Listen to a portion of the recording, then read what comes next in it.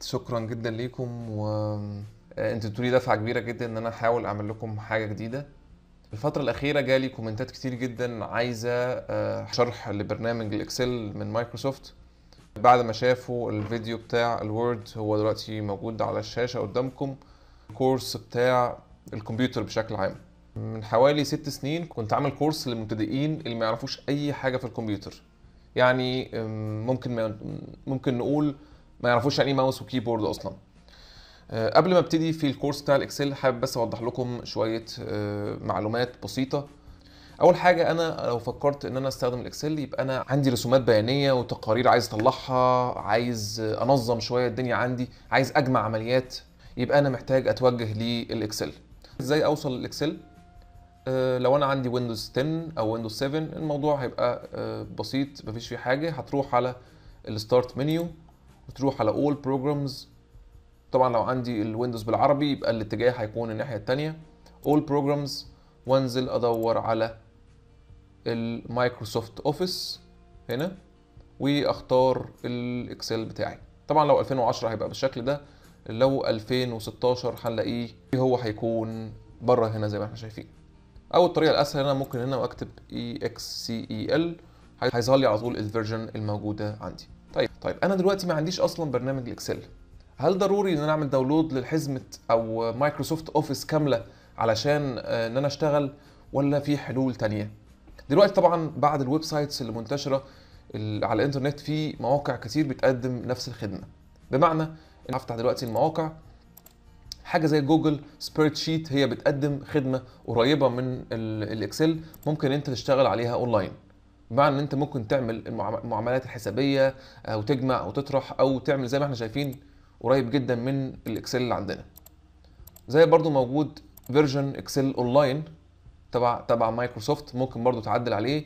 وموقع زوهو كمان بيوفر لي نفس الخدمه. اذا يبقى انا مش محتاج ان انا يكون عندي حزمه مايكروسوفت اوفيس علشان ان انا اشتغل. لو انا محتاج الاكسل وضروري دلوقتي على جهاز وما عليهوش البرامج بتاعه الاوفيس، اذا انا ادخل على موقع من الثلاثه الموجودين في الديسكربشن بتاع الفيديو. خليني افتح البرنامج دلوقتي ونرجع تاني للبرنامج. اول حاجه الجزء العلوي ده هو اسمه تابس او المجموعه الرئيسيه. بمعنى ان كل مجموعه رئيسيه من دي جواها خانات. نفس الموضوع على فكره موجود في باقي برامج الاوفيس كلها. يعني مثلا لو فتحت انسيرت، جواها حاجات مختلفه عن بيج لاي اوت، فورمولاز، داتا، ريفيو. يبقى انا عندي تابس علويه او قوائم رئيسيه بداخلها في تفاصيل. اذا لو انا فاتح البرنامج ولقيت نفسي قدام الشكل ده وعايز اعمل تنسيقات او حاجات، يبقى انا المفروض ارجع على هوم واختار منها تنسيقات. ممتاز. بعد كده في التفاصيل اللي تحت كل تاب، اللي هي مثلا هوم فيها التنسيقات، انسيرت فيها اضافات. انا هحاول على قد ما اقدر اديكم البيزكس او الاساسيات بتاعت البرنامج. وبعد كده انت محتاج تعرف اي حاجه متقدمه بسهوله جدا، بتعمل سيرش في اليوتيوب او جوجل، انا محتاج اعمل حاجه معينه بالعربي او بالانجلش، هتلاقي ناس كتير تشرح، او انا ممكن في الكومنتات بتاعتكم اعمل لكم فيديوهات مور ادفانسد للاكسل. تمام. بعد كده على طول هلاقي في الجزء اللي تحت هو فيه الاوراق او الشيتات. يبقى الاكسل فيه مش زي الوورد هو بيبقى ملف واحد هو فيه كل حاجه، لا الاكسل فيه شيتات. معنى كده انا ممكن افتح الشيت الاولى، الشيت الثانيه، الشيت الثالثه. انا اعمل لكم شويه نماذج كده برضو علشان الموضوع يبقى اوضح ليكم. غير الملف الرئيسي، يبقى انا فاتح البوك الاساسيه وكل بوك فيها ورقات، زي بالظبط فكره الكتاب. بفتح الكتاب في الورقه الاولى، الثانيه، الثالثه. ممتاز. يبقى انا كده عرفت الجزء العلوي الموجود فيه التابس والمحتوى بتاعها، والجزء اللي تحت اللي هو فيه عباره عن ورقات، والملف الرئيسي اللي هو هنا فوق اسمه بوك واحد، ده الاكستنشن او التصريف بتاع الاكسل. تمام. طبعا في حاجه مهمه جدا كتير مننا بيقع فيها، هي لو ضغطت هنا هلاقي فيه ان انا ممكن اعمل هايد لكل حاجه موجوده فوق. يعني لو انا ظهر لي ملف بالشكل ده مش هعرف افتح حاجه خالص. اذا هروح على الايكون دي واعمل شو تابس اند كوماندز. اول حاجه في الاكسل لازم اعرف ان هو في حاجه اسمها رو او صف، واعرف ان في حاجه اسمها كولومز. انا دلوقتي في الرو بظلل الرو، وهنا بظلل الكولوم، ودي اسمها سيل. ممتاز. طيب ايه بقى عباره الحروف اللي فوق المكتوبه وايه الارقام الموجوده في الجنب؟ انا لو عامل كليك على اي سيل هنا، احنا طبعا عرفنا السيل هي الخانه دي، لو عملنا اي سيل هنا ايه اللي بيحصل؟ بلاقي فيه فوق هنا حاجه بتظلل وهنا برضو حاجه بتظلل. طيب معنى كده ان انا لو رحت على السيل دي معناها ان هي اسمها دي 3، يبقى السيل دي اسمها دي 3، وهكذا. انا رحت هنا مثلا هلاقي اسمها ام 3، رحت هنا اسمها اي 6. ممتاز. يبقى انا كده عرفت ان الاكسل بيعلم كل خانه برقم، وهقول لكم فايده الرقم ده بعدين. ايه الكتابه اللي بيقبلها السلات ديت؟ في الحقيقه السلات دي بتقبل اي حاجه عايز تكتبها. عايز تكتب كلام بالعربي بالانجليزي، عايز تكتب حروف، عايز تكتب رموز، تقدر تعمل اي حاجه. يعني مثلا انا دلوقتي رايح على السل اللي هي رقم او الخانه رقم دي 3 وبكتب هنا بالعربي عمر محسن مثلا. طيب ايه اللي بيحصل بعد كده؟ بعمل انتر بيوديني على الخانه اللي تحتها. طب انا عايز اكتب حروف، ادي حرف، ادي مثلا رقم، اي رقم، وبعمل انتر بيوديني على الخانه بعدها. بكتب رموز، ممكن انا اكتب اي رمز زي ما احنا شايفين واعمل انتر يوديني على الخانه اللي بعدها. اذا الخانات دي بتقبل اي حاجه عايز تكتبها. طيب طبعا لو عايز امسح اي حاجه بظلل عليها كده وبروح على الزر ديليت او كليك يمين وبعمل ديليت. طبعا يفضل انت تعرف الاختصارات بتاعت الكيبورد علشان تسهل عليك في الشغل في الاكسل. ممتاز. بعمل ديليت، بيقول لي انت عايز تعمل ديليت لكله، ديليت. طيب خلينا نشوف بقى حاجه من الحاجات العمليه اللي انا عملتها على الاكسل عشان نحاول نطبق حاجه شبهها. طيب انا مش حابب ان انا اشرح لكم كل حاجه من فوق دي بتعمل ايه، حابب اوريكم مثال عملي. خلينا نروح على الورقه الثانيه، بروح عليها واعمل كليك واشوف الشكل اللي احنا شايفينه قدامي. ممتاز. هل انا اقدر اعمل حاجه زي كده؟ ان شاء الله تقدر تعملها. طيب ايه تاني موجود عندي؟ عندي مثال تاني للموظفين، وعندي مثال ثالث لخطه تسويقيه اتعملت بسيطه كده ممكن تعمل حاجه شبهها. يعني انا عندي خيارات غير محدوده اعمل بيها اي حاجه على الاكسل. طيب خلينا مثلا نشوف الشيت او الملف او الورقه اللي فيها مصروفات ومبيعات ونعمل حاجه زيها. انا دلوقتي عايز اعمل نموذج للايرادات والمصروفات اللي جات لي واطلع منها صافي الربح. طيب هروح مثلا على الورقه الجديده اللي احنا عاملينها ديت ونروح من اول حته ونكتب احنا عايزين نكتبه. مثلا نكتب ارباح ونضغط انتر زي ما اتفقنا، مصروفات صافي الربح. انا دلوقتي كتبت ارباح مصروفات صافي الربح. خلينا نشوف شكل النموذج هنا. هنا في ايرادات مصروفات صافي الربح وفي عندي خانه فوقيهم. طيب ازاي اتصرف؟ هروح هنا وهروح على رقم 1 واعمل كليك عليه واعمل انسيرت. انسيرت معناها ان انا بضيف خانه فوق اللي انا معلم عليها. طبعا انا دلوقتي هروح انا على الرو، اذا انا بعمل انسيرت على الرو يبقى هيعمل رو فوقيه. هعمل انسيرت جاب لي خانه فوقيها. ممتاز. انا اكتب هنا مثلا ارباح ومصروفات. طيب لو لاحظنا ان هي الحاجه طلعت بره المكان بتاعها، طب نعمل فيها ايه؟ نروح على المكان هنا ونعمل دبل كليك. دبل كليك. دبل كليك بتعمل ايه؟ بتخلي المساحه تبقى كافيه للتكست. طب انا لو عايز اكبرها عن كده مفيش مشكله، اروح هنا واشد زي ما انا عايز، ادي المساحه كبرت. اقل زي ما انا عايز، مساحه قلت. عايزه تكون متنسقه، دبل كليك. ممتاز. طيب ايه تاني موجود عندي فوق؟ اروح تاني على الشيت، عندي يناير وفبراير والاجمالي والمتوسط. طيب ماشي، يبقى يناير. طيب انا لو اتكيت انتر هينزلني تحت. طب في طريقه ان اروح على اليمين بالاسهم بتاعه الكيبورد. يعني فبراير واروح بالسهم يمين، مارس بالسهم شمال، ابريل، وهكذا. طيب احنا كتبنا ارقام هنا، نكتب مثلا 1000 ومصروفات 500. ممتاز. يبقى انا كده عملت اللي انا محتاجه، ان انا عملت الخانات الرئيسيه، كتبت المحتوى بتاعها، وكتبت الاجمالي المتوسط. طيب هل انا اروح اجمع بالاله الحاسبه واكتب الاجمالي؟ لا. الاكسل بقى هنا يلعب اللعبه بتاعته ان هو يجمع لي الحاجه اللي انا عايزها. طيب والمصروفات نفس الكلام؟ نفس الكلام. طب وصافي الربح بيطلع ازاي؟ صافي الربح معروف ان هو ارباح ناقص المصروفات او الايرادات ناقص المصروفات بيديني صافي الربح. هل اطرحها يدوي؟ لا، برضو الاكسل هيساعدني. طيب المتوسط اللي هو مجموعهم على عددهم عشان يديني متوسط الارباح ومتوسط المصروفات، برضو الاكسل يساعدني. طيب ازاي اعمل حاجه زي كده؟ خليني اقول لكم حاجه موجوده جميله جدا في الاكسل، هي الفورمولاز، وهي المسؤوله عن الدوال او المعادلات بتاعه الاكسل. اول حاجه في الاكسل هي حرف اليساوي او الايكوال. اول ما بتعلم على يساوي لو نلاحظ الدنيا كلها هنا بتختفي، الجزء اللي فوق ده. طيب معنى كده ايه؟ ان انا بقول له ان انا هكتب حاجه او معادله. ايه اللي يحصل بعد كده؟ اول ما اروح على اي خانه من دول، لو قلنا مثلا دي، بلاقيه اوتوماتيك بيكتب الاسم بتاعها، يعني بي 2. لاحظ كده؟ تمام. لو رحت هنا سي 2 وهكذا. اذا انا مجرد ما بعمل يساوي وبشاور على حاجه بقول له دي اسمها ايه. ممتاز.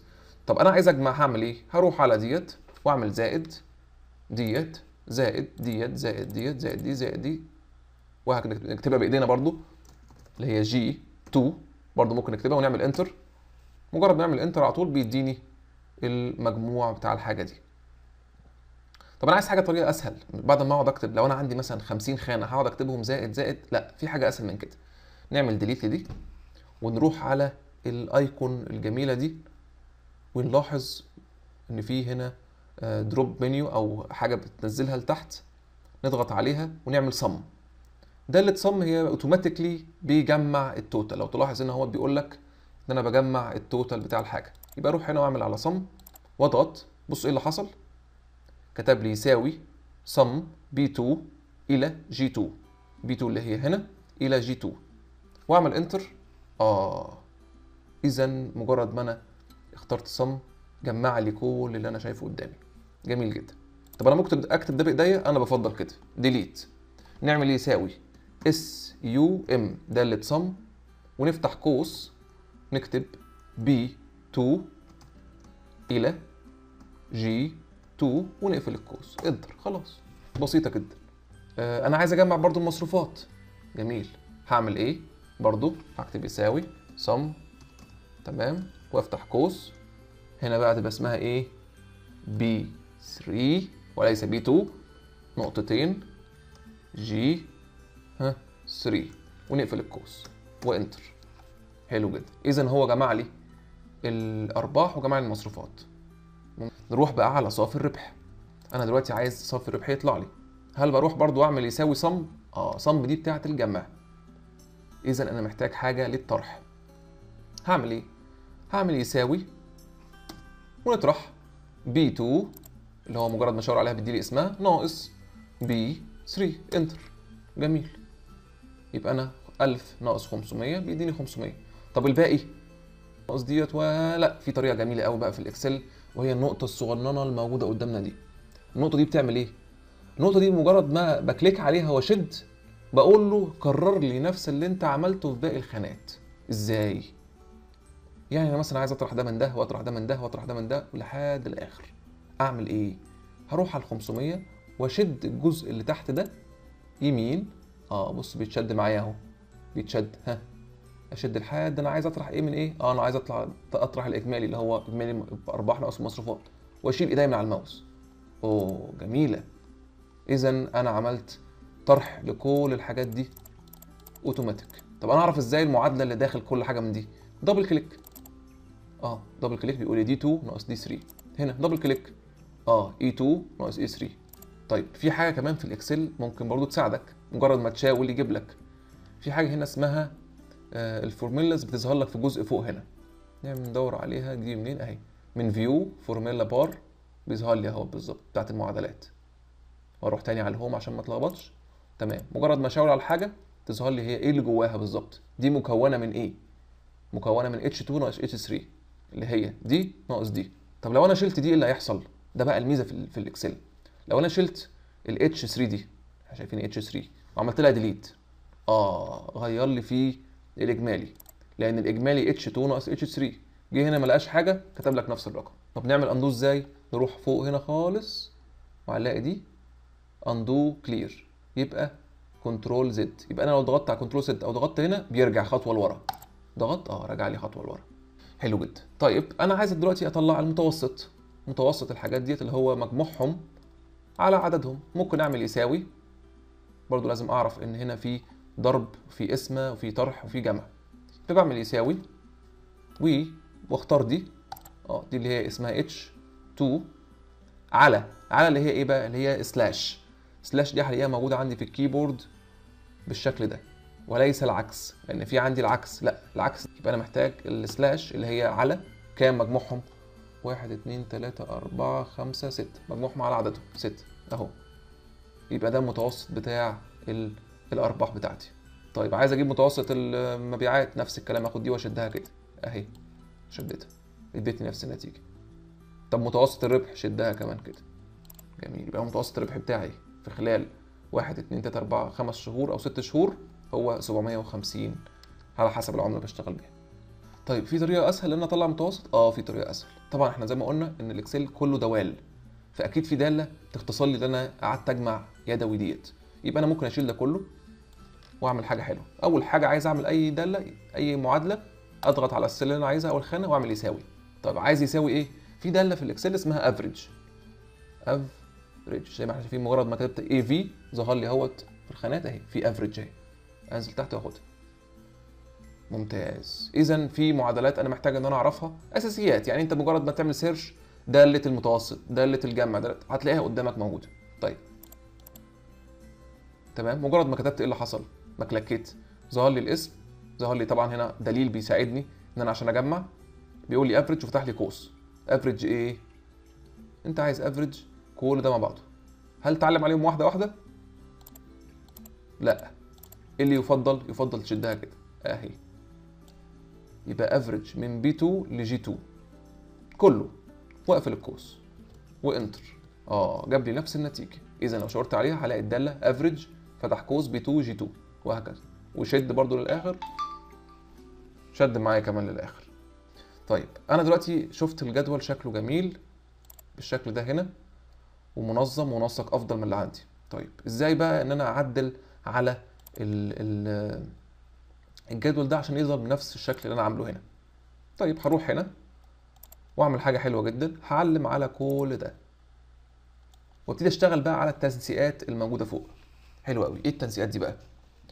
اول حاجه عندي هنا طبعا تغيير الخط، تغيير حجم الخط، ان هو يبقى بولد، يبقى مايل، يبقى تحتيه خط، يكبر شويه، يصغر شويه، يبقى في النص، يعني كلها حاجات لو جربناها سهله، مش محتاج ان انا اشرحها لكم. طيب انا عايز الحاجات تبقى في النص، هروح هنا اهي بقت في النص. عايزها برضو تكون في السنتر اهي. طبعا في النص ديت لو انا مثلا عامل شادد ده كده كبير جدا وعايزه يبقى في نص السل دي، بضغط هنا بلاقيه بقى في النص. زي ما احنا شايفين انا شديت من هنا زي ما ممكن اشد من هنا عادي اهي، شديت من هنا او من هنا. طب عايز ارجع الدنيا زي الاول، في بقى زرار سحري موجود في الاكسل هنا، دبل كليك عليه بيعلمني على كل حاجه في الاكسل، واعمل دبل كليك هنا ودبل كليك هنا. يبقى هو وسع لي المسافات او ضيقها بما يتناسب مع المحتوى. عايز اكبر كله مع بعض او ممكن اشد شده صغيره، بص كله بيكبر معايا، واشد شده صغيره من هنا. دي يعتبر من خبايا الاكسل، الناس كتير ما تعرفهاش عشان تنسق بسرعه، بدل ما تمسك من هنا وتشد من هنا وتغير من هنا، لا انا دبل كليك هنا شكل الجدول بتاعي بقى مريح للعين ان انا اقدر اتحكم فيه. طيب عايز اعمل الجزء اللي فوق دوت يكون بولد مع الجزء اللي تحت، اعمل ايه؟ عايز اعلم على الاتنين مع بعض، بدل ما اعلم ده لوحده واروح اعمله بولد هنا واعلم ده لوحده واعمله بولد. اذا انا ممكن اعلم على الحاجتين مع بعض، بروح اعلم على ده واتك على زر الكنترول واجيب الباقي دول. حلو جدا. يبقى انا عايز اخلي لون دول بلون ودول بلون، حلو، او نفس اللون عامه. يبقى اروح على دي اللي هي فيل كلر، اللي هي بتملى خلفيه الكلام وليس الكلام، يبقى حرف الاي ده هو خاص بالتكست او الفونت اللي انت بتستخدمه. وخلفيه، الخلفيه بتاعتنا عايزه مثلا تكون حاجه تكون لونها برضو، نبعد عن الالوان اللي هي حاجه زي كده، والتكست يكون او الكتابه تكون سودة، ما بفضلهوش عشان انت تقرا المحتوى بتاعك. يبقى انا بستخدم حاجه تكون فاتحه والالوان بتاعتي تكون متناسبه. طيب حاسس ان الدنيا مبقتش واضحه، مبقاش فيه خطوط، يبقى انا محتاج اعلم على ده كله كده برضو واعمل له خطوط. منين؟ من هنا. ده اسمه البوردر او الخطوط او نظام الخطوط. بتكليك على الزرار الصغير ده وتروح انت عايز تظلل ايه؟ الخلفيه من بره بس ولا كله؟ لا انا عايز كله بوردر. قسمه لي كله، جميل. طيب عايز المتوسط يبقى بلون معين، جميل، مفيش مشكله، اهو اللون بتاع المتوسط. برضه انا لو تلاحظوا حاولت ان انا اخد نفس درجه اللون ما شزتش، يعني ممكن الناس تلاقي عامله كده مثلا، طب الكتابه مش واضحه، يبقى محتاج تخلي الكتابه لونها يكون فاتح. مهمه جدا الحاجات دي علشان الشكل الجدول بتاعك يطلع شكله شيك. حلو. طب انا مثلا عملت ده وعايز ده كمان يبقى زيه، ممكن حاجه حلوه قوي اسمها الفورمات بينتر، بياخد كوبي. بمعنى ايه؟ بياخد كوبي من التنسيق. يعني لو اتكيت هنا ضغطت على كوبي ده ورحت على دي، خد نفس التنسيق بنفس اللون. جميل قوي. يبقى انا هروح على دول مثلا وممكن اعلم على ده كله اهو، خد نفس التنسيق. ممتاز. عايز اشيل بقى التنسيق، اخد بقى من الفاضي ده واعلم هنا، يبقى انا بعلم على الحاجه اللي انا عايز اخد منها واروح على الباقي كاني بالظبط معايا فرشه وبلون اهو لونت. جميل. عايز صافي الربح يبقى بولد عشان ده المهم بالنسبه لي، ربنا يرزقكم كده يا رب. علمت عليه وعملت كنترول بي تخليه لي بولد، كنترول يو تحتيه خطوط، كنترول اي تخليه مائل. يبقى انا بختصر على نفسي بدل ما اروح هنا واتكه زي ما شايفين كده. في اختصارات. ممتاز. وبرضو هتلاقوا هنا في فيديو خاص ب 20 امر سهل يسهل عليكم موضوع الاكسل، فيه اختصارات كده تساعدكم في الشغل. ممتاز.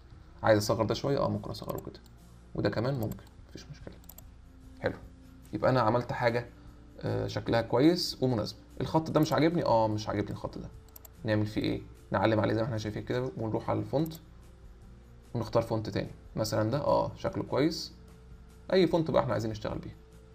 مثلا ده، ونشيل البولد منه ونشوف شكله اهو، شكله مش بطال. ده مش واضح، دبل كليك هنا وضحته لي. تمام. يبقى انا عملت حاجه شبه الموجود عندي. طب انا ملاحظ ان هنا في علامه كوما، الكوما دي عشان تفصل لي 2500 مش موجوده عندي هنا. هل اعملها يدوي؟ لا، الاكسل بيساعدني في كده. ازاي؟ كل سلم بيبقى ليها نوع، انت بتحدد النوع بتاع السلم الجزء ده. اذا الجزء ده انا معلم عليه، ممكن اختار من هنا يكون ايه محتوى السلايه دي. يعني جنرال حاجه عامه، نمبر بس، فلوس، حاجه حسابيه، ديت، تاريخ، نسبه مئويه، او اي حاجه من هنا. طيب انا شايف ده فلوس، ده فلوس بالجنيه المصري. تمام. كليك هنا، ده بقى 2500 وفي صفرين. طب انا مش عاجبني الصفرين دول، هنا هعمل لك حاجه عشان تساعدك. لو انت عايز تشيل الصفرين روح على السهم اللي على اليمين، عايز تزود زود من هنا، بص ده بيزود، عايز تشيل يبقى تشيل من هنا. يبقى انت 2500 2500. طيب انا محتاج بعمل كل ده في كل واحد؟ لا، انا عندي الفورم بينتر اللي هي دي، بتاخد من هنا وتحط في اي حته. روح هنا واخد واحط في اي حته اهو، علمت على كله بقى بالجنيه المصري. ومش بس كده، وشال الاصفار كمان اللي هي اللي انا شلتها هنا. حلو جدا. يبقى انا ممكن اعمل دي واعلم على كل الفلوس. خلاص. بس طبعا هو خد بالتنسيق بتاعته، فاحنا لو عايزين نلون مفيش مشكله. الله ينور عليكم. محتاجين بقى نطبق الكلام ده، محتاجين نطبقه عشان نتاكد ان احنا عرفنا نعمل حاجه بالشكل ده. قبل ما ادخل في ايه كمان عندنا، محتاج اتاكد ان انا الملف اللي انا اشتغلت عليه ده تسيف يعني اتحفظ على الجهاز عندي. طب ازاي؟ عشان اسيف اي ملف عندي بروح على، في الغالب في اغلب البرامج بتاعت اوفيس بتروح على كنترول اس، كنترول واس. مجرد ما تعمل كنترول اس على طول بيقول لك عايز تسميه ايه وتحطه فين. يعني مثلا فايل نيم ده الشرح برنامج الاكسل. طيب حلو جدا، ده فايل نيم يعني اسم الملف. النوع بتاعه ايه؟ هنا النوع بتاع الفايل اللي هو اكسل. لو نلاحظ ان هو اكس ال اس اكس، ده بيسموه التعريف بتاع الفايل، عشان لما تشوف بعد كده تعريف بالشكل ده ومش راضي يتقبل تعرف ان انت ده ما عندكش برنامج الاكسل. ونعمل سيف. طيب خلاص اتسيف. وانا عندي برضو شكل الديسك ده برضو بيعمل لي سيف للملف. ممتاز. طيب ايه تاني موجود عندي؟ عندي ايه تاني هنا؟ عندي في رسم توضيحي مقارنة بين المصروفات والايرادات. شكله جميل. ده بيوريني الايرادات بتاعتي قد ايه والمصروفات قد ايه. طيب انا عايز اعمل حاجة زي كده. ممتاز. هروح على الملف بتاعي واشوف انا عايز اعمل ايه. عايز اعمل كل حاجة، انا عايز اعمل كل ده. طب اعمل ايه؟ هروح على انسيرت او خانة اضافة وهروح على الجزء ده. الجزء ده اسمه تشارتس او الجداول او الرسومات البيانيه، واعلم على اللي انا عايزه. انا عايز اعلم على كل ده مثلا، عايز كل ده يطلع لي بشكل جدول حلو كده. هروح على دي بتساعدني ان انا هو اللي يختار لي الجدول المناسب، لان انا عندي فيه انواع كتير جدا من الرسومات البيانيه زي ما احنا شايفين كده. انا عايز ريكومندد وهو يختار لي، هو بيقترح عليا بيقول لي اعمله كده او اعمله كده او كده زي ما احنا شايفين. طب انا عايزه كده واعمل اوكي. جميل جدا بدون ما اعمل اي حاجه. زي ما احنا شايفين مجرد ما علمت على دي ورحت على ريكومندد ظهر لي دي، اشدها كده واحطها في المكان اللي انا عايزه. ممكن اتحكم فيها، عندي في نقط كده صغيره تكبر لي وتصغر لي، انا اكبره كده عشان يبقى واضح. ممتاز. يبقى انا كده عندي رسم بياني، بس انا مش فاهم ايه المكتوب، ايه الارقام 1 و2 و3 و4 دي. اول حاجه عندي قال شارت تايتل، بدبل كليك عليها واكتب اللي انا عايز اكتبه، رسم توضيحي. رسم توضيحي للمبيعات والايرادات. طبعا اي حاجه بكتبها ممكن اغير خطها، اكبرها اصغرها، اتحكم فيها من هوم. بروح لهوم هنا، والجزء ده طبعا اهو زي ما شايفين اهو، اي حاجه عايز اعملها بتتعمل في كله. اعلم دبل كليك عليها كده وبالابيض وبولد مثلا اهي اتعملت. طب انا ملاحظ ان في خانات ظهرت متعلمه فوق، معنى كده ان انا عشان انا معلم على حاجه فظهر لي فوق. لو انا شلت اتكيت في اي حته بره مبقاش في حاجه، رحت على الجدول ظهر لي خانه جديده. معنى كده انا بتحكم في الرسم البياني ده من الاثنين اللي فوق دول اهم. طيب ديزاين دي اللي هو بيغير شكل الديزاين بتاع الجدول البياني زي ما احنا شايفين كده، في اشكال كتير جدا تساعدني. طب ايه فورمات دي؟ فورمات دي اللي هي بيتكلم في الخطوط والاطار اللي بره واللي جوه وحاجات كده مش محتاجها. خلينا مثلا نقول ان الشكل الحالي هو افضل شكل موجود. ممتاز. انا جالي سيريز بقى دي وارقام، انا مش فاهم ايه الارقام بتاعت ايه. طيب اذا انا في حاجه اعملها غلط. طيب خلينا نمسح ده، نضغط عليه ونعمل ديليت ونعمل واحد من جديد. انا دلوقتي عايز الشهور دي تظهر، الاجمالي يظهر، المتوسط يظهر، الارباح. يبقى انا اعلم على كل حاجه، اعلم على كل حاجه هنا، واروح برضو على انسيرت واختار بقى انا حاجه عشان ايه مش هسيبه هو يختار. هختار مثلا ده واعمل السهم كده واشوف ايه اللي انا عايزه. بص الراجل بيعمل لي ايه تحت، بيديني ايه مثال حي للحاجه اللي انا عايزها. مثلا انا عايز حاجه 3 دي شكلها حلو زي دي مثلا، واكليك عليها. ممتاز. يبقى انا السكس السيريز اللي كانت مكتوبه تحت ديت اتشالت، بقى صافي الربح هو لونه باللون الجراي او الرمادي، والاورنج او البرتقالي مصروفات وارباح، واكبرها تمام بالشكل ده، بحيث لو انا بقدم برزنتيشن او بتكلم مع حد. طب انا عايز دلوقتي اصغر الشاشه عشان اقدر اشوف اكتر، عايز اشوف مساحات اكبر. اعمل ايه؟ تحت عندي هنا في الزوم ان وزوم اوت، لو عملت كليك هنا بيزوم اوت، بيبعد الشاشه عندي. شايف؟ ممكن اتحكم بقى واحط اللي انا عايزه كله. شد ده كده من الجنب واحطه هنا. طب انا مش شايف الداتا، عايز ايه؟ زوم ان. روح على الزائد، في حاجه في اختصار لكده، في اختصار كنترول والسكرول بتاع الماوس، زوم ان او زوم اوت. السكرول بتاع الماوس اللي هو الزر اللي في النص بحركه قدام او لورا، ويكبر لحد ما يوصل ل 100% تحت. ممتاز. يبقى انا كده عملت حاجه قريبه جدا من الموجود هنا. طبعا مع ان انا ركزت في التفاصيل، انا اعمل لكم حاجه شكلها كويس وخطوط كويسه بحيث نفسنا تتفتح يعني. ممتاز. يبقى انا كده طبقت المثال الاول وشرحنا فيه حاجات كتير من الموجود فوق. ممتاز. نروح بقى على اللي بعده ونشوف الموظفين. انا هنا عايز اعمل حاجه شكلها مختلف شويه، هي هطلع بيها نسب، هطلع بيها حوافز، هطلع بيها الغياب والنسبه بتاعته. ممتاز. طب انا اول حاجه ملاحظ ان ما عنديش، فين المربعات اللي كانت موجوده بره؟ راحت فين؟ موجوده. طب ازاي شلتها لو انا عايز اعمل حاجه شكلها ايه عشان اركز على المحتوى ما يبقاش فيه حاجه تشتتني زي هنا مثلا؟ شايف المربعات موجوده كتير. هروح على الموظفين هنا برضو، وهروح على فيو، خانه فيو، وهلاقي في حاجه اسمها جايد لاينز اهي. بضغط عليها بتظهر لي، بضغط عليها بتخفي لي، بضغط عليها بتظهر لي بتخفي لي. طيب برضو عندي الهيدنج اللي هو السطر اللي فوق واللي تحت، عشان لو انا مش فارق معايا الحروف دي، طبعا هي فارقه معايا، هيدنج بكليك عليها برضو بتشيلها بتظهرها. ممتاز. انا مش عايز ادخل في تفاصيل كتير، خلينا بس ايه في الاساسيات بتاعتنا. نرجع لهوم تاني ونفتح ده. طبعا احنا عرفنا عملنا السلايه ديت وعملنا دي وكتبنا هنا التفاصيل، وعملنا بقى سل جواها سلتين او خانه جواها خانتين. ازاي حاجه زي كده بتتعمل؟ تعال نجرب. نروح على ورقه جديده. طب ازاي بنضيف ورقه جديده؟ مش عارفين.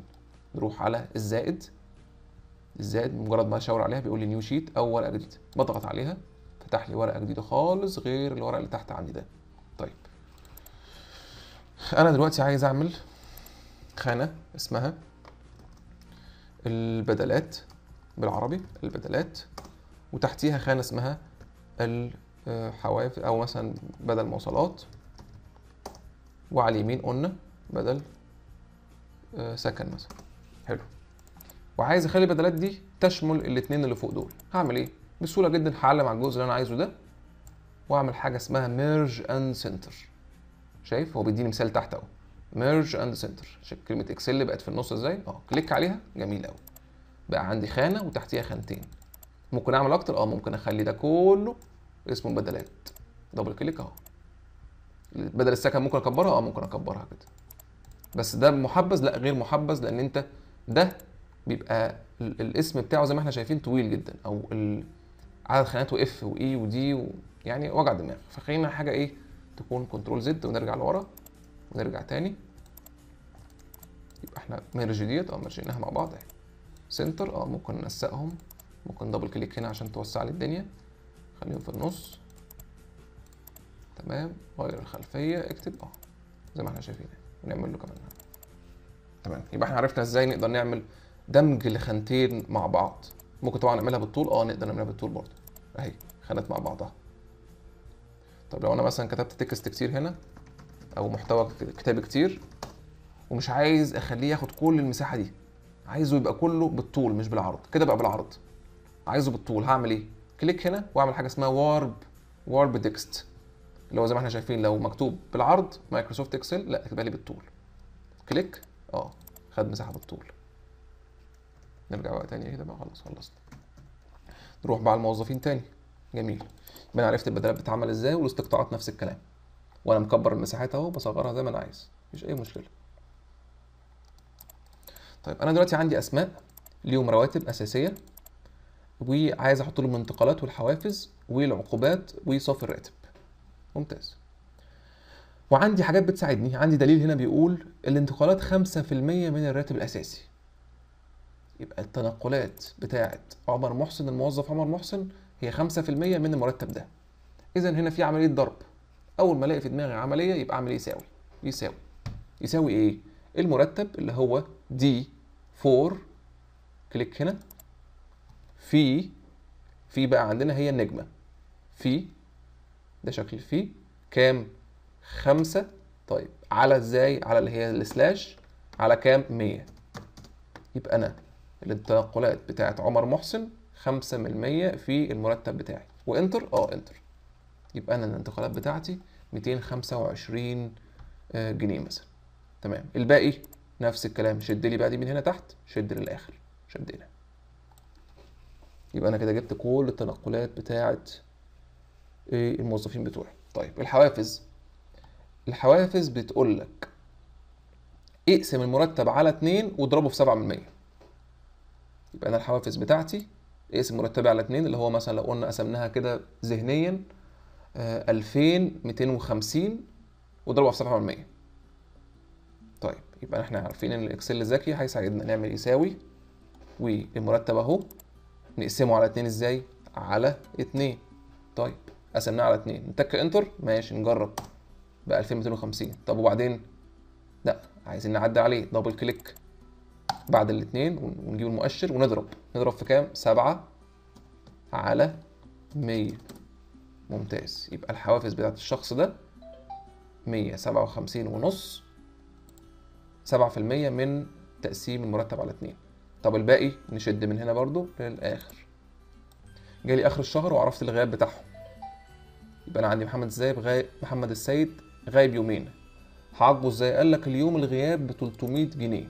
ممتاز جدا. إذا أنا عندي يومين غياب.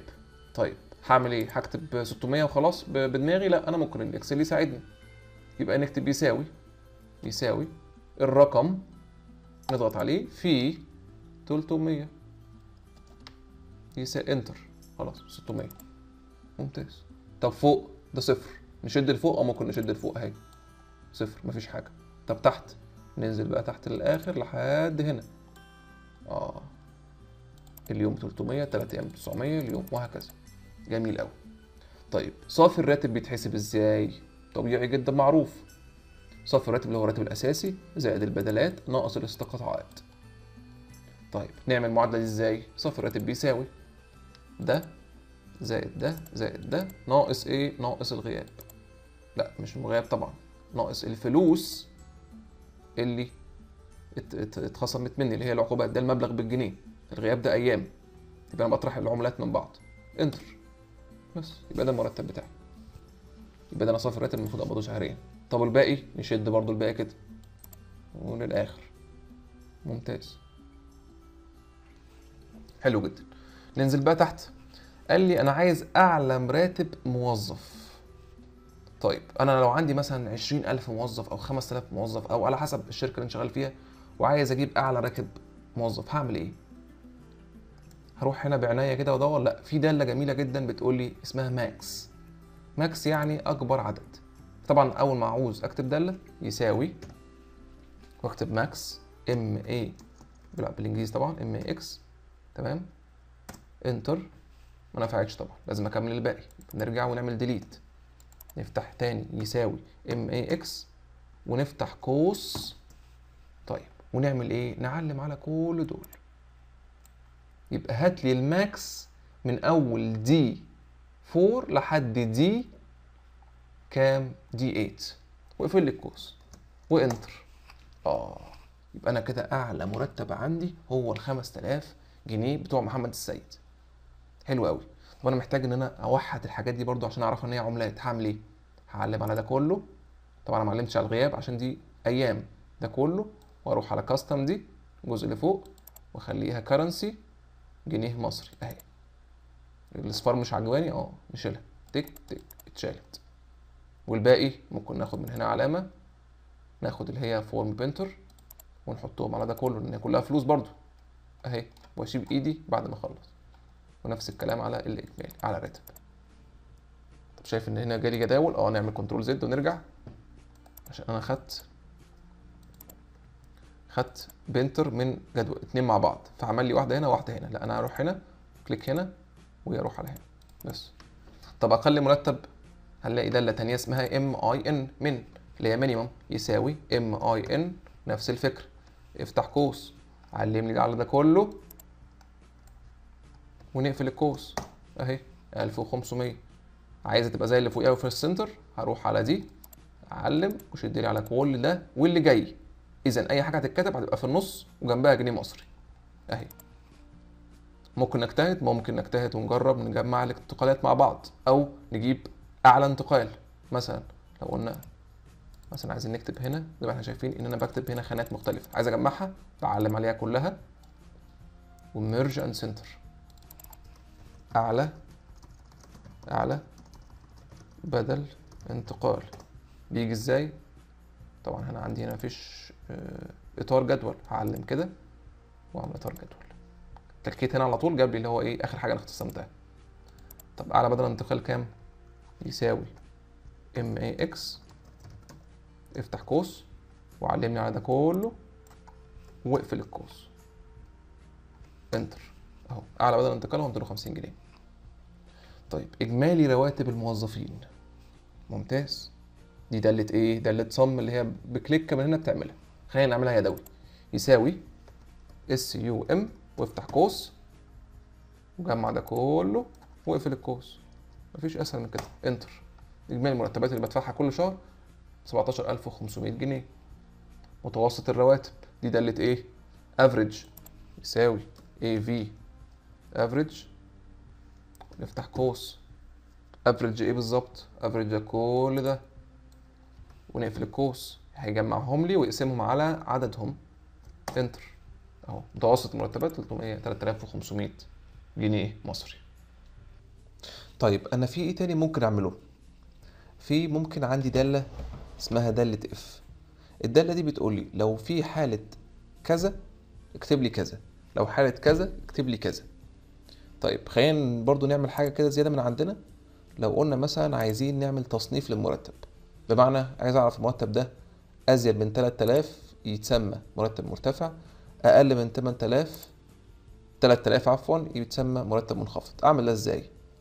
هروح اول حاجه هعمل لي برضو ايه خانه زي الحلوه دي اللي هي عباره عن ميرج خانتين في بعض، نسميها تصنيف مرتب، واروح هنا. انا هنا عايز لو ده اكبر من كذا اكتب لي كذا. طيب هعمل ايه؟ هروح على الاف اكس الجميله دي اللي بتساعدني ان انا اكتب الدوال بتاعتي، واضغط عليها وانزل لحد ما ادور على داله اسمها داله اف واعمل اوكي. ممتاز، فتح لي خانه حلوه جدا. الخانه دي بتقول لوجيكال تيست. هروح على الخانه بتاعتي دي اللي انا عايزها، مجرد ما اضغط عليها هلاقي كتب لي الرقم بتاعها وكتب لي الداله هنا بيساوي اف وفتح قوس دي 4، وهعمل اكبر من يعني وشها او بقها مفتوح، لو اعتبرناها دي بق يعني بقها مفتوح. تأكد طبعا اللغة بالانجليزي. اكبر من، لو الدالة دي او الخانة دي اكبر من 3000 ايه اللي هيحصل؟ هيقول لي value if true، يعني لو فعلا اكبر من 3000 معناها ايه؟ ده مرتب مرتفع. طيب لو value is false، لو الدالة غلط، مرتب منخفض. ممتاز، بس كده؟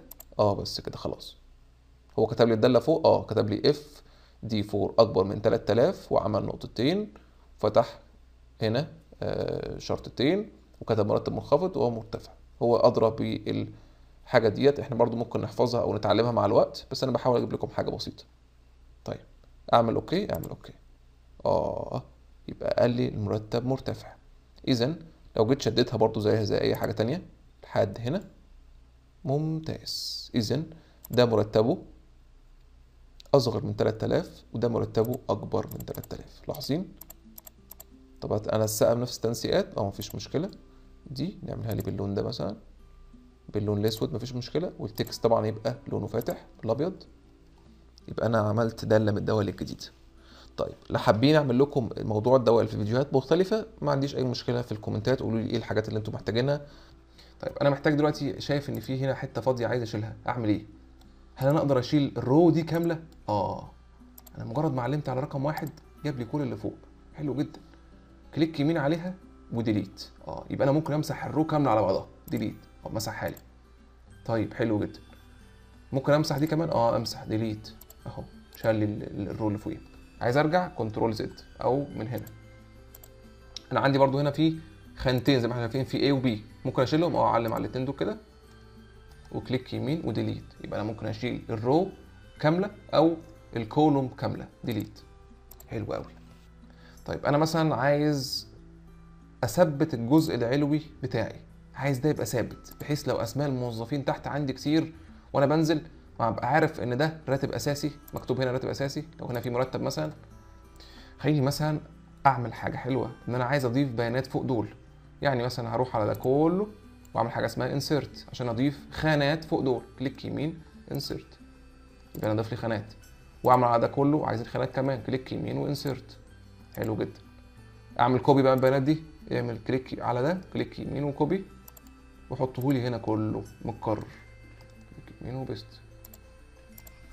انا عملت كده ليه؟ عشان اوريكم مثال ان انا ممكن عندي ابقى انا تايه مش عارف ده بتاع ايه، ده المرتب ولا ده الانتقال السفر ولا ده السكن ولا ايه بالظبط. يبقى انا محتاج اثبت الجزء اللي فوق ده علشان اقدر اشوف. طب اثبته ازاي؟ هروح على اعرف الاول الجزء ده موجود فين. الجزء ده مكون من واحد واتنين مع بعض. الجزء ده من واحد بس، انا عايز اثبت ده كله مع بعضه. يبقى انا محتاج اثبت واحد واتنين. ازاي؟ اول حاجه هظللهم كده، تمام. واروح على فيو، خانه فيو، واكليك عليها. هلاقي في حاجه عندي اسمها فريز بانز. هكليك عليها واختار فريز. في 3 انواع. عايز تثبت الجزء اللي فوق واللي على الشمال، او تثبت الجزء اللي فوق بس او الشمال بس، اللي هو كولوم او رو.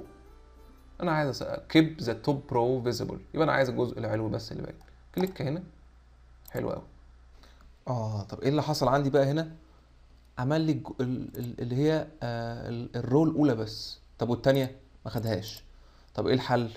هروح على اسمي مثلا هنا واعمل اكليك عليها واعمل انفريز، فك لي الضغط، فك لي التجميد كده بقت تمام. وعلى برضو نفس اسمي وهعمل حاجه تانية اللي هو ثبت لي كل حاجه اعلى الحاجه اللي انا معلم عليها. يبقى انا معلم على دي مثلا او ده كله، ثبت لي كل اللي فوقيه. بعلم على 3 واضغط هنا وفريز بيجز وانزل ثبت لي الجزء اللي فوق كله. زي ما احنا شايفين الجزء ده كله متثبت اهو. تمام. يبقى احنا كده عرفنا ازاي نقدر نعمل فريز او تثبيت للخانات بتاعتنا. ممتاز. طيب نشيل بقى اللي احنا عملناه ده كله، نعلم على مثلا عايزين نشيل كل المتكرر ده، عايزين نشيل لحد هنا، وكليك يمين وديليت. ممتاز، يبقى انا ثبت الجزء اللي فوق، الكلام بتاعي مظبوط تمام. عايز خلصت تمام، عايز اسيف اضغط علينا على السهم على الديسك او كنترول اس. ممتاز. حاجه برضو من الحاجات الجميله هي كونديشنال فورماتنج، او لو ده اكبر من كذا لونهولي بلون كذا، لو ده يساوي كذا لونهولي بلون كذا. طب دي بتتعمل ازاي؟ هعلم مثلا على الحاجه ديت وانا عايز يلون لي الحاجه او المرتب اللي اكبر من 3000، يبقى المفروض منه هيلون لي ده وده وده. طب ازاي؟ حاجه اسمها كونديشنال فورماتنج. هكليك هنا واقول له هايلايت، هلاقي فيه هايلايت. تمام. ايه الحاجه اللي اكبر من greater than، اكبر من اللي هي وشها كده كام؟ اول ما ضغطت عليها وداني هنا اكبر من 1500 مثلا. يبقى هو هيلون لي الحاجات دي كلها زي ما احنا شايفين اوتوماتيك عملها. لو قلنا 3000 تمام، لو قلنا 5000، لو قلنا مثلا 4999 هيلون لي بس دي.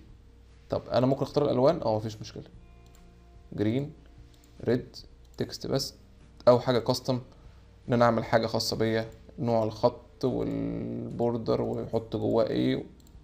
شايفين اوتوماتيك اللي اكبر من 5000 لونه. زي ما احنا شايفين في حاجات كتير جدا ممكن تعملها برضه، لو التكست محتوياته كذا، لو بيساوي كذا، لو في تاريخ معين، لو الداتا متكرره برضه دي جميله جدا. يعني انا مثلا نعمل كنترول زد ونرجع لورا، لو انا عندي ده 200 مثلا وده 200 وعايز انا اتاكد ايه الداتا المكرره هنا، بروح هنا واعمل اقول له هات لي الدوبليكيت فاليوز. اوتوماتيك جاب لي الحاجات المتكرره. لو شلت دي وشلت دي مبقتش دي متكرره مع حاجه. طبعا دي بتفيدني جدا في حاجات كتير. برضو مهم جدا ابقى عارف اتجاه الصفحه مثلا دي جايه لي من اليمين للشمال، لو انا عايز اغيرها هعمل ايه؟ اروح على البيج لاي اوت وهلاقي فيه رايت تو ليفت، كليك عليها بيعكس لي الدنيا يمين وشمال.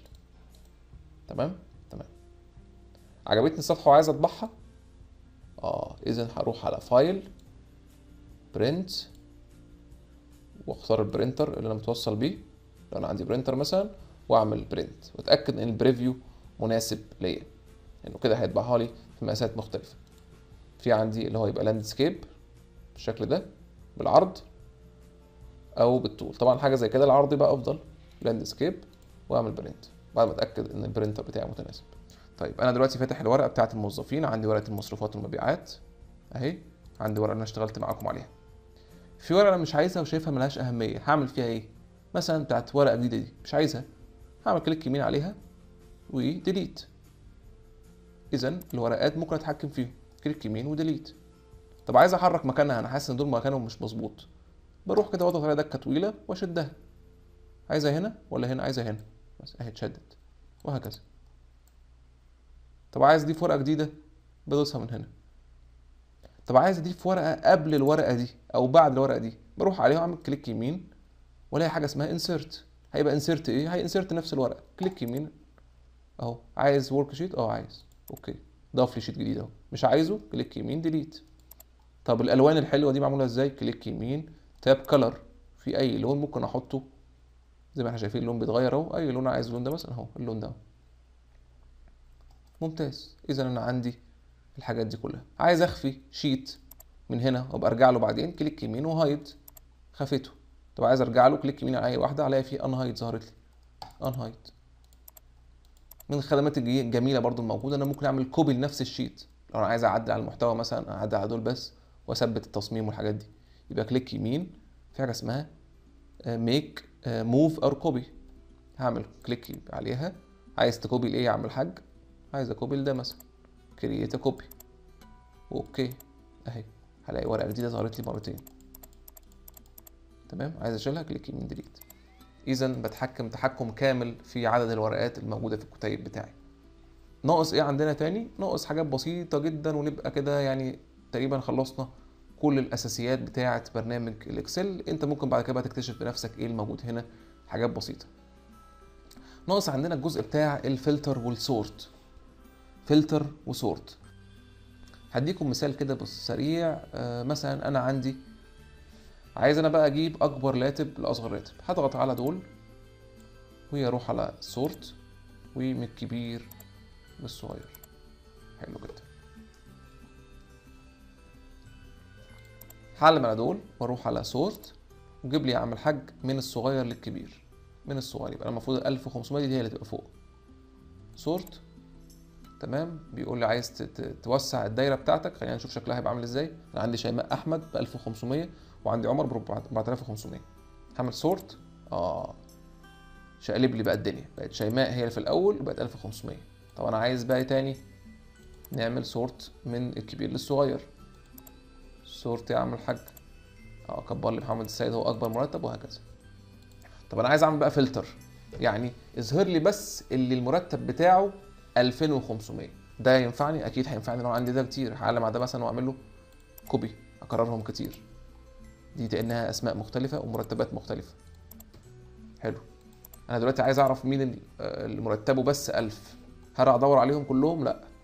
هروح على برضو الجزء اللي فوق ده وهلاقي حاجه اسمها فلتر. فلتر اللي هي تصفيه. هضغط عليها هلاقي ظهر لي ايقونه صغنونه تحت الراتب. هضغط عليها هيظهر لي هنا بيقول لي انت عايز تظهر كله، عايز تظهر بس 1500. هو اوتوماتيك بيجيب لي الداتا المكتوبه. انا بس عايز اشيل دي وهات لي بس اللي مرتبهم 5000 وتك انتر. بس جاب لي اللي مرتبهم 5000. وملاحظ ان في الجنب هنا في اللون الازرق ده، معناه ان في بيانات مخفيه. يبقى انا لو اتكيت هنا تاني وشلت ده كله خليته سيلكت اول، اظهر لي كله، ظهر لي كل حاجه. اذا دي مهمه جدا برضه، تنفع في الاسماء، في ارقام التليفونات، في اي حاجه. لاحظ كده بيجيب لي الاسماء اهي. هات لي بس اللي اسمه عمر محسن اهو. طيب ايه تاني مهم؟ موضوع الفايند. الفايند خلينا نشيل برضه ده التصفيه الاول، نرجع فيها ونشيل كلير. مش عايزينها خلاص تبقى موجوده. خلاص عايزين نشيلها، نروح هنا ونشيل الفلتر. اتشالت من تحت. طيب مهم جدا عندي برضو فكره ان انا ادور على اسماء ناس معينه. يعني مثلا انا هنا وعايز ادور على اللي اسمه عمر محسن، هل هضطر ادور عليه واحده واحده؟ لا. هروح على حاجه اسمها فايند اند سيلكت. اضغط عليها هيقول لي في حاجه اسمها فايند. دور، كليك عليها. عايز تدور على ايه؟ مثلا انا عايز ادور على عمر محسن واعمل فايند نيكست. اهو بيجيب لي اوتوماتيك عمر. في تاني وهكذا. بيدور لي على كل اللي اسمهم عمر بشوفهم. طب انا عايز كل اللي اسمهم عمر يتبدلوا باسم ابراهيم مثلا. هل محتاج اروح واحد واحد واكليك عليه كده واعمل ابراهيم مثلا؟ لا. في طريقه اسهل. ايه هي؟ حاجه اسمها ريبليس، اللي هو ابحث عن ده وغيره بده. طيب ريبليس، اول ما ضغطت عليها قال لي بتدور على ايه وهتبدله بايه. يبقى انا بدور على كل اسمهم عمر محسن، هسميهم عمر محسن بالانجليزي مثلا. يبقى انا دور لي يا عم الحاج على اي حاجه اسمها عمر محسن بالعربي حولها لي بالانجليزي. هعمل ريبليس اول. وهنا بقى السحر بتاع فكره الفايند والريبليس. ريبليس اول، تم تغيير 6 بنجاح. يبقى كل اسمهم عمر محسن بالعربي بقى اسمهم عمر محسن بالانجليزي. طبعا ده نقدر نعمله في كل حاجه، طبعا في الفلوس، في الارقام، في اي حاجه. فانا شايفها من الحاجات المهمه جدا اللي الناس كتير بتغفل عنها. بس انا كده يعتبر خلصت بنسبه نقول 95% من خصائص الاكسل. ال 5% الباقيه هي الدوال وهي زي ما احنا قلنا عايزين نكتب اي داله بنعمل يساوي. طبعا الدوال كبيره جدا، مش مجرد بس الحاجات البسيطه اللي انا قلتها لكم، في حاجات كتير جدا مور ادفانسد هتفيدنا كتير في شغلنا وهتساعدنا. ازاي اقدر اطلع على الدوال بقى كلها بتاعت الاكسل عشان اكتشف بنفسي؟ هروح هنا على الفانكشنز، الزر الصغير مكتوب ده، واعمل مور فانكشنز. يبقى انا عندي في حاجات اساسيه اللي هي الصم بتاعت الجمع والطرح والضرب والقسمه، الافريج بتاعت المعدل او المتوسط، الكاونت نمبر لو انا عايز اجمع دول كلهم كام واحد كام سله، برضو الكاونت، الماكس والمينيموم. طب ايه تاني؟ في مور ادفانسد حاجات مور فانكشنز، بكليك عليها هلاقي ان انا عندي حاجات كتير جدا. اول بيجيب لي كل حاجه موجوده في الاكسل. كل ده اللي من دي بتعمل لك حاجه، وطبعا بتساعدك جدا في شغلك وبتسهل عليك الدنيا. طب انا محتاج اعمل اي حاجه، عندي بقى سيرش في جوجل، او ما عنديش اي مشكله في اي وقت ان انتوا تكتبوا لي كومنتات وانا اعمل لكم حتى لو فيديو خاص بيكم، مفيش مشكله يعني. تمام، كنسل. انا كنت عامل شيت اخير هو اسمه مصروفات التسويق، ده بس هخليكم تبصوا عليه بصه كده ايه الموجود فيه. اول حاجه الجزء اللي فوق دوت معمول له ميرج، اللي هنا كاتب عادي اسماء واعمل لها تنسيق، وهنا كاتب الشهور كلها. تمام، عامل نسبه مئويه، النسبه كاتبها عادي 5%، 10%. طيب عامل ايه تاني؟ نسبه تانية طوليه، اللي انا مقسم مثلا هصرف مصاريف تسويق على شبكات التواصل 50% من فلوسي، هصرف رسائل قصيرة 10%، المولات هصرف فيها 30%. ممتاز. طيب اللي جوه ده بقى ايه؟ عبارة عن معادلة. عاملها ازاي؟ خلينا نشوف الأول الفلوس المكتوبة هناك خالص دي. أنا هصرف في خلال السنة بتاعت 2017 50,000 جنيه. حلو، دبل كليك عليها، مفيش فيها حاجة، مفيش فيها معادلة ولا حاجة. طب انا لو عدلت في دي اللي بيحصل، خلينا نشوف بس كده اللي بيحصل. لو انا كتبت هنا 100,000، انا نويت ان انا اصرف 100,000 واعمل انتر، لاحظوا كل حاجه اتغيرت في الشيت. هو ده اللي المفروض بقى ايه انت تعمله. فانا بعد اذنكم محتاج ان انتوا تعملوا حاجه بالشكل ده وتحطوها لي في، او تقولوا لي ان انتوا قدرتوا تعملوا حاجه بنفس الشكل ده، وهشكركم جدا. انا واثق ان انا طولت عليكم، المفروض الفيديو ده كان يتعمل ويتقسم على اكتر من فيديو بس انا حبيت ان انا اجمع كل الاكسل في فيديو واحد، بحيث لو عندك امتحان ICDL عايز تتعلم بسرعه، مش محتاج تتنقل من فيديو للتاني، هتشغل الفيديو ده وتنزله عندك وتعمل بوز او توقفه وتجرب الحاجه بايديك وترجع له تاني. وان شاء الله ربنا يوفقكم، وشكرا جدا ان انتوا سمعتوني لاخر فيديو ده. انا عايز اقول لكم ان صوتي خلاص مش موجود، فاتمنى منكم ان انتوا بس لو تعملوا لايك وسبسكرايب وتشيروا الفيديو دوت لاصحابكم على الواتساب على الفيسبوك، واتمنى اشوفكم على خير، والسلام عليكم ورحمه الله وبركاته.